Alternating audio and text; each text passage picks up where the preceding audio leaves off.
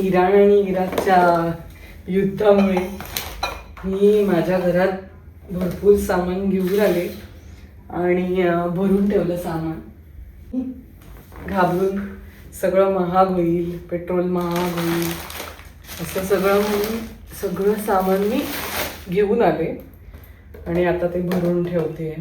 2 दिवस तसंच होतं, नंतर शोला निघून गेले आणि सामान तसंच राहिलं. तर आता सामान मी सगळं डब्यामध्ये काही काढून ठेवते, काही मोठ्या डब्यात भरून ठेवते. तर एक बोलता बोलता इंस्टाग्रामवर एक विषय ऐकला मी, पीपल प्लीजिंग पर्सनॅलिटी. म्हणजे हे काहीतरी शब्द मला माहिती नव्हते, म्हणजे कन्सेप्ट ॲक्च्युली माहिती नव्हती, पण नंतर कळलं की मी साधारण तशीच वागते.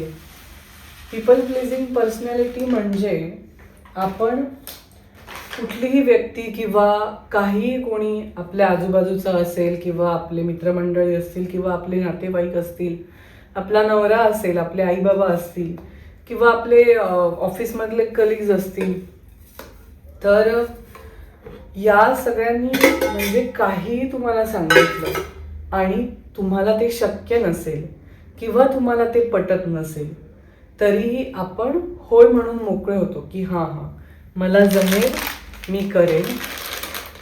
किंवा एक म्हणजे खूप खूप साध्या साध्या गोष्टीसुद्धा आपण नाही म्हणत नाही. म्हणजे अशा ज्या पर्सनॅलिटी असतात, पीपल प्लीजिंग पर्सनॅलिटी, म्हणजे त्यांना ही भीती असते की याला वाईट वाटेल का, मी असं बोलले तर हा माझ्यापासून दूरच होईल का, किंवा ही माझ्यापासून दूर जाईल का, किंवा हे माझ्याशी बोलणारच नाहीत का.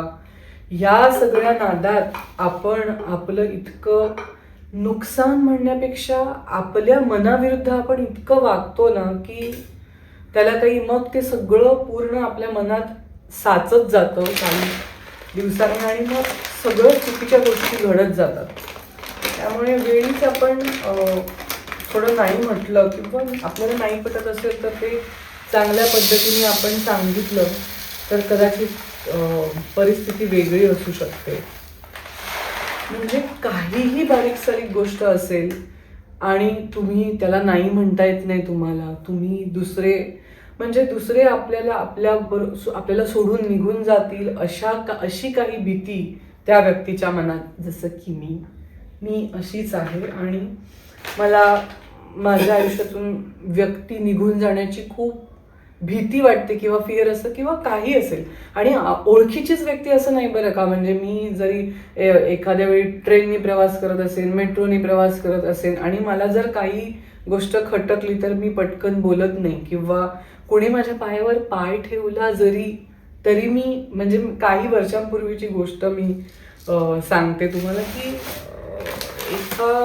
एक व्यक्ती माझ्या बाजूला बसले होते आणि माझ्या पायावर ॲक्च्युली मुद्दाम ते पाय ठेवत होते, ते मला नंतर कळलं. पण मी त्यांना बोलूच शकले नाही की तुम्ही माझ्या पायावर का पाय ठेवला किंवा हो लागलं असं वगैरे, पण मी म्हटलं नाही, मी काहीच बोलले नाही त्यांना.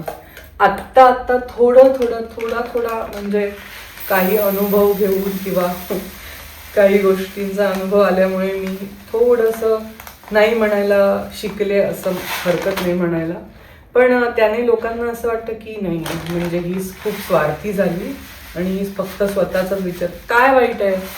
मी म्हणते स्वतःचा विचार करणं हे काय वाईट आहे? सगळ्या जगात माणसं तेच करतात, फक्त स्वतःचाच विचार करत असतात.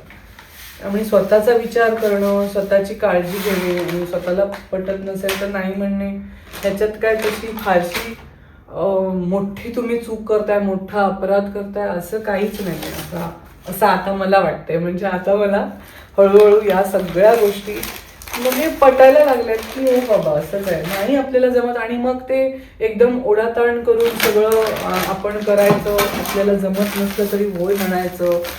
आणि त्याच्यातून काय होतं, आपल्या म्हणजे चांगल्या गोष्टी नाही घडत त्याच्यातनं तुमचं ॲक्च्युली नुकसान तिथे होतं की तुम्हाला जमत नसताना तुम्ही सगळं होय होय होय होय म्हणत जाता आणि त्या तुमच्या पाणी डोक्यावरून गेलं की मग झालं, एकदा त्याचा विस्फोट व्हायला लागतो. त्यामुळे मी आत्ता म्हणजे मी प्रयत्न करते की मी जशी आहे जशी आहे म्हणजे मी छानच आहे, चांगलीच आहे, सगळ्यांची चांगलंच वागते मी आणि मला आवडतं म्हणजे चांगलं वागायला. काय भांडणं करत बसायला कुणाला आवडतं, पण जेव्हा आपल्याला नाही जमत किंवा आपल्याला नाही पटत किंवा एखाद्या वेळी आपल्याला कधी कधी बरं पण नसतं आणि आपल्या घरी लोक येतात आणि म्हणजे आपल्याला जमत नसलं तरी आपण सगळं त्यांचं सेवा करतो, हे करतो. काही कोणाच्या काही लक्षात राहत नाही. तुम्ही कितीही सेवा करा, कितीही जेवणं करून वाढा, कोण काहीही लक्षात ठेवत नाही. तुम्ही जेव्हा संकटात असता तेव्हा तुम्हाला कोणी विचारायला 100% येत नाही. सगळं आपलं आपल्यालाच करायला लागतं.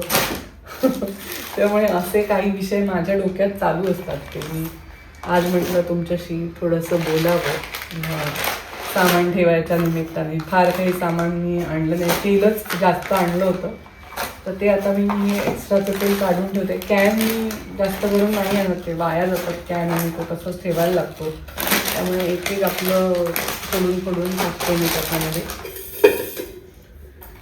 सो मी सामान भरती आहे. भेटूया नेक्स्ट व्लॉगमध्ये. व्लॉग मला फटाफट करता नाही येत कारण तेवढा वेळ असतो नसतो, कॅमेरा सेट करायला लागतो, कामं करता करता सगळं करायला लागतं. ज्या बायका खरंच व्लॉग करतात ना त्यांना मानलं पाहिजे, त्यांना खरंच सलाम. ते सगळं दाखवतात सकाळी उठल्यापासून आणि खूप कठीण आहे ते व्लॉग करणं, परत ते एडिट करणं आणि ते परत बापरे खरंच कठीण आहे. तरी पण मी आपली मध्ये मध्ये तुम्हाला भेटायला येतच आहे. बाय, भेटूया.